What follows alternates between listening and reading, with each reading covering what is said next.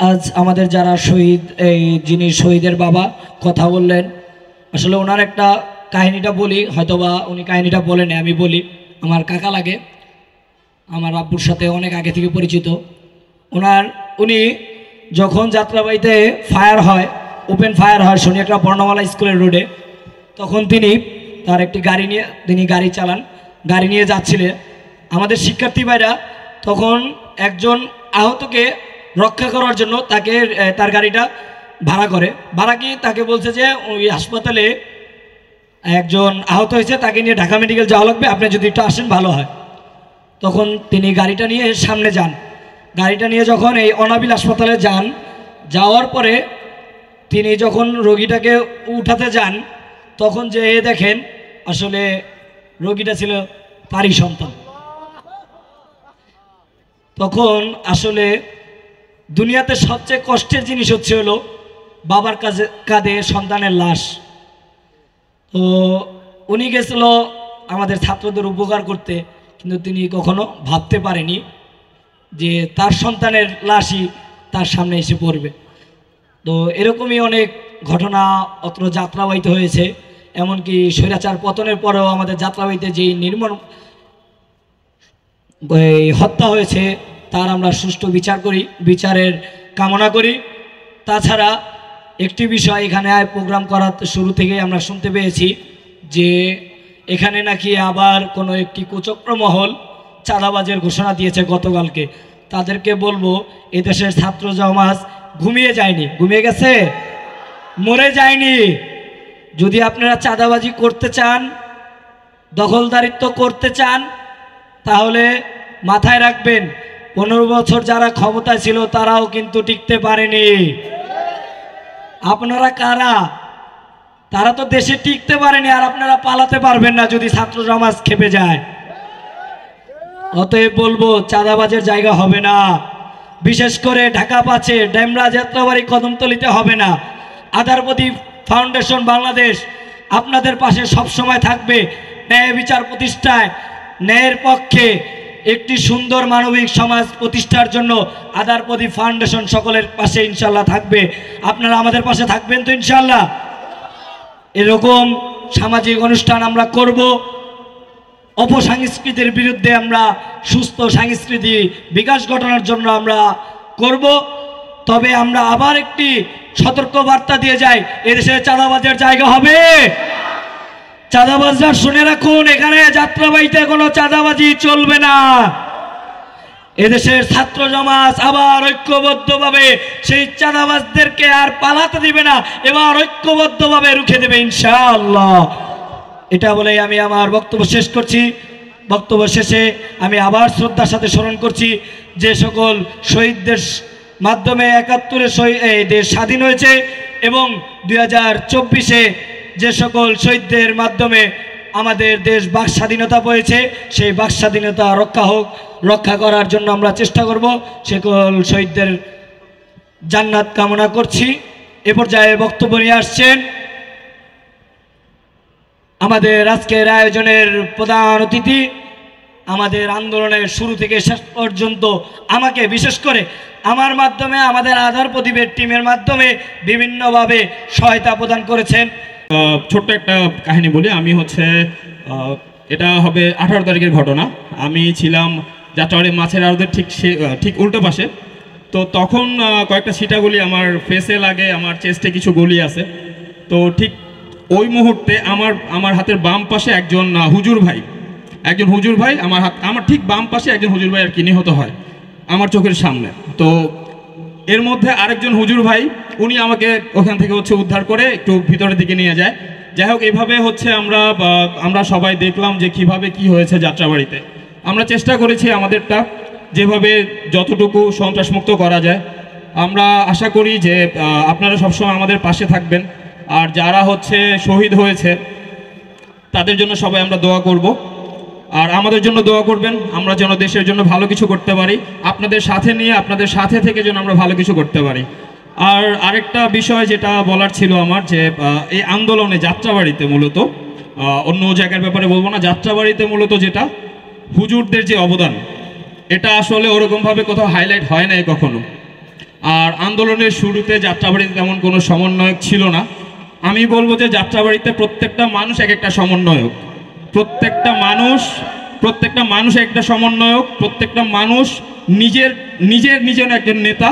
কারণ তারা মিলে যেভাবে, একজন ভ্যান চালক হোক, একজন রিক্সা চালক হোক, একজন ছাত্র হোক, একজন সাধারণ জনগণ হোক, একজন হুজুর হোক, যে কোনো মানুষ, তারা মিলে যেভাবে যাত্রাবাড়িটাকে কন্ট্রোল করেছে, যাতে করে হচ্ছে পুরো দেশটা আমাদের কন্ট্রোলে চলে আসছে।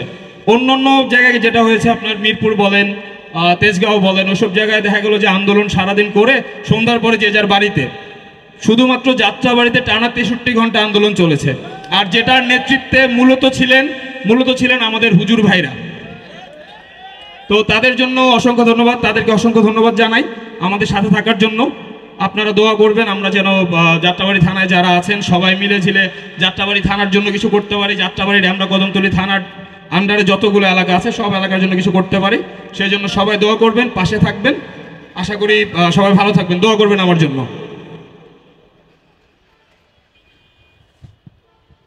ধন্যবাদ ভাইকে।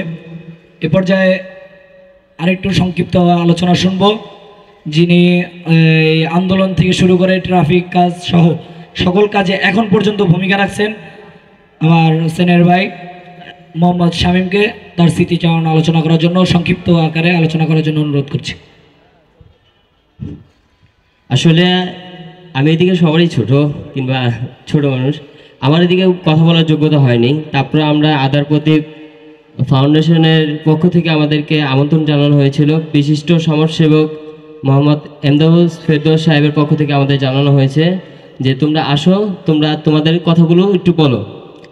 তো আসলে নতুন করে বলার কিছু নেই। আপনারা দেখেছেন যাত্রাবাড়ির প্রতিটি মানুষ হয়তো আজকে এই মুক্ত মঞ্চ করার জন্য আমাদের একটা অনুমতি লাগতো, কিংবা আমাদের যে মূল কথা, মনের কথা, ইসলামকে যে প্রকাশ করার জন্য আমাদের অনুমতি লাগতো, সেই অনুমতিটা কিন্তু আজকে লাগে নাই, কেউ দেয় নাই যে আমাদের অনুমতি। আমরা এখন স্বাধীন, এই কথাটা বলার জন্যই আমরা আন্দোলন করছি। আমরা আমাদের মনের কথা এতদিন আটকিয়ে রাখছিলাম, কিন্তু এখন মুক্ত বাতাসে বলতে পারি কোনটা ভুল না। অতএব যেমন ভাই বলেছে যে আমরা সন্ত্রাসী মুক্ত করেছি, চাঁদাবাজ মুক্ত করেছি, এবং আগে যেই সন্ত্রাস, চাঁদাবাজ এবং লুট ঘুষ ছিল তা কিন্তু বর্তমানে হচ্ছে না এবং আগামীতে হবে না যদি আমরা একত্রে থাকি। এটা শুধু ছাত্রদের অবদান না, এটা জনগণের অবদান। অতএব আমাদের সবাইকে এক হয়ে চলতে হবে। আগামীতে সুন্দর বাংলাদেশ গড়তে হলে ছাত্রদের সাথে জনগণকে এক হয়ে চলতে হবে এবং সন্ত্রাস, লুট, ঘুষ, যত অন্যায় কাজ আছে সমাজে হতে দেওয়া হবে না। যদি কেউ করতে চায় তাদেরকে এদিক থেকে কঠিনভাবে হুঁশিয়ার করা হচ্ছে। যদি আপনারা এই সাহস আবার করেন তাহলে ছাত্র সমাজ এবং জনতা আপনাদের কঠিনভাবে প্রতিরোধ করবে ইনশাআল্লাহ। এই আশা ব্যক্ত করে আমি আমার সংক্ষিপ্ত বক্তব্য এখানে শেষ করছি। আসসালামু আলাইকুম। ধন্যবাদ আন্দোলনের সকল সহযোদ্ধা ভাইদেরকে। আমাদের আজকের আয়োজনের যিনি প্রধান অতিথি ইতিমধ্যে উপস্থিত হয়েছে, আপনারা জানেন তিনি আমাদের আন্দোলনের শুরু থেকে শেষ পর্যন্ত আহত নিহতদের পাশে দাঁড়িয়েছেন এবং আন্দোলনের অনেক সহায়তা করেছেন। এমনকি আজকের আয়োজনে আমাদের সর্বাত্মক যিনি সহায়তা করেছেন আমাদের প্রধান অতিথি, তাকে আমরা স্বাগত স্লোগানের মাধ্যমে উপস্থিত করতে চাই। স্লোগান হবে কি? প্রধান অতিথির আগমন, ফেরদৌস সাহেবের আগমন, আদার প্রদীপের পক্ষ থেকে ফেরদৌস কাকার আগমন, জনগণের পক্ষ থেকে, ছাত্র জনতার পক্ষ থেকে, এই আদার প্রদীপের পক্ষ থেকে ধন্যবাদ সকলকে। আলহামদুলিল্লাহ আমাদের প্রধান অতিথি জনতা আলহাজ এমদাদুল ফেরদৌস সাহেব আমাদের মাঝে মঞ্চে উপস্থিত হয়েছেন। তাছাড়া উপস্থিত হয়েছেন জাতীয় শিল্পী সংগঠন আহ্বান শিল্পী গোষ্ঠীর পরিচালক HM সাইফুল ইসলাম ভাই। আরও উপস্থিত আছেন অন্যান্য শিল্পী গোষ্ঠীর প্রধানরা, কলরব শিল্পী গোষ্ঠীর পরিচালক সুফিয়ান ভাই, মানজিল শিল্পী গোষ্ঠীর মাহবুব ভাইকে মঞ্চে আসার জন্য অনুরোধ করছি। এই পর্যায়ে আমরা সংক্ষিপ্ত আকারে আলোচনা শুনব একজন শহীদের বাবার মুখ থেকে আমরা একটু স্মৃতিচারণ শুনব।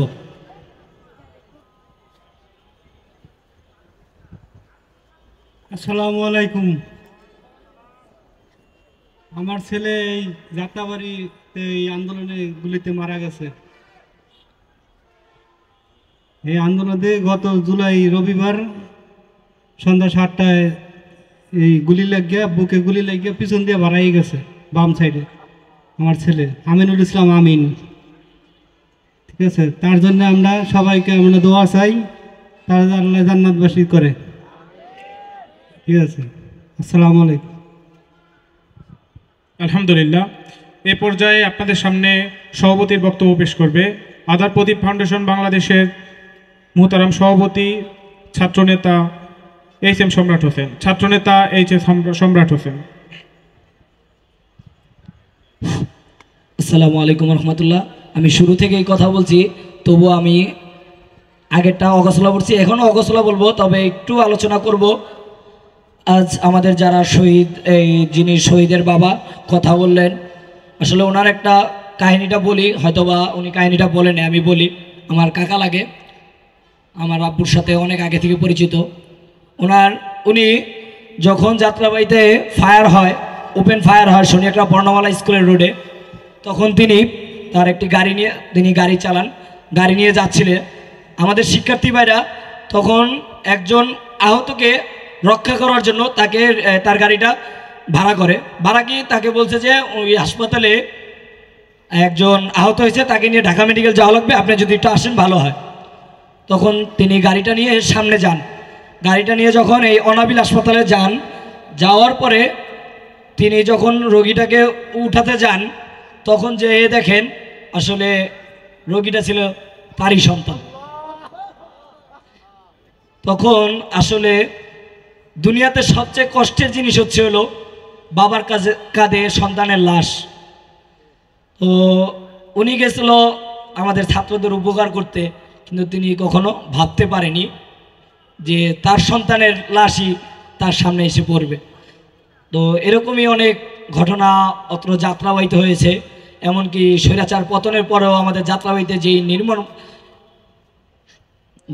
হত্যা হয়েছে তার আমরা সুষ্ঠু বিচারের কামনা করি। তাছাড়া একটি বিষয় এখানে প্রোগ্রাম করার শুরু থেকেই আমরা শুনতে পেয়েছি যে এখানে নাকি আবার কোনো একটি কুচক্র মহল চাঁদাবাজের ঘোষণা দিয়েছে গতকালকে। তাদেরকে বলবো, এদেশের ছাত্র সমাজ ঘুমিয়ে যায়নি, ঘুমিয়ে গেছে, মরে যায়নি। যদি আপনারা চাঁদাবাজি করতে চান, দখলদারিত্ব করতে চান, তাহলে মাথায় রাখবেন 15 বছর যারা ক্ষমতায় ছিল তারাও কিন্তু টিকতে পারেনি। আপনারা কারা? তারা তো দেশে টিকতে পারেনি, আর আপনারা পালাতে পারবেন না যদি ছাত্র সমাজ খেপে যায়। অতএব বলবো, চাঁদাবাজের জায়গা হবে না, বিশেষ করে ঢাকা 5-এ ডেমরা যাত্রাবাড়ি কদমতলিতে হবে না। আধার প্রদীপ ফাউন্ডেশন বাংলাদেশ আপনাদের পাশে সব সময় থাকবে। ন্যায় বিচার প্রতিষ্ঠায়, ন্যায়ের পক্ষে একটি সুন্দর মানবিক সমাজ প্রতিষ্ঠার জন্য আধার প্রদীপ ফাউন্ডেশন সকলের পাশে ইনশাল্লাহ থাকবে। আপনারা আমাদের পাশে থাকবেন তো ইনশাল্লাহ? এরকম সামাজিক অনুষ্ঠান আমরা করব। অপসংস্কৃতির বিরুদ্ধে আমরা সুস্থ সংস্কৃতি বিকাশ ঘটানোর জন্য আমরা করব। তবে আমরা আবার একটি সতর্ক বার্তা দিয়ে যাই, এদেশে চাঁদাবাজের জায়গা হবে।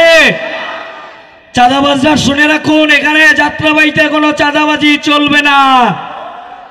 এদেশের ছাত্র সমাজ আবার ঐক্যবদ্ধভাবে সেই চাঁদাবাজদেরকে আর পালাতে দিবে না, এবার ঐক্যবদ্ধভাবে রুখে দেবে ইনশাআল্লাহ।